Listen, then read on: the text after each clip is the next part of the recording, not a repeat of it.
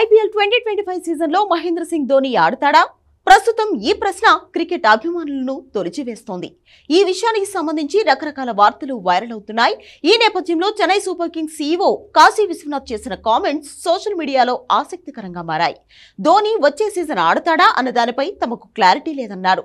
ఆ విషయం ధోనికే తెలియాలని, అతను ఏ నిర్ణయం తీసుకున్నా తాము గౌరవిస్తామని చెప్పాడు. ఇక ధోని ఏ నిర్ణయం తీసుకున్నా సరైన సమయానికే వెల్లడిస్తాడని మనందరికీ తెలుసన్నాడు. తాను కూడా అందరిలాగే మిస్టర్ కూల్ మరో IPL సీజన్ ఆడాలని ఆశగా ఎదురుచూస్తున్నా అంటూ ధోని రిటైర్మెంట్ పై తన అభిప్రాయాన్ని తెలిపాడు. మరోవైపు ఒకవేళ ధోని రిటైర్మెంట్ నిర్ణయం తీసుకుని ఉంటే ఇప్పటికే ప్రకటించేవాడని అభిమానులు అంటున్నారు. కాగా ప్రస్తుతం ధోని తన తొడ కండరాల గాయాలకి సర్జరీ చేయించుకునేందుకు లండన్ వెళ్లనున్నాడు.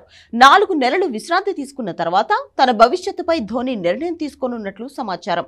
42 ఏళ్ల ధోని నెక్స్ట్ IPL సీజన్ లోకి చెన్నై టీం మెంటర్ గా బాధ్యతలు చేపట్టే అవకాశం ఉందని మరికొంతమంది అంటున్నారు.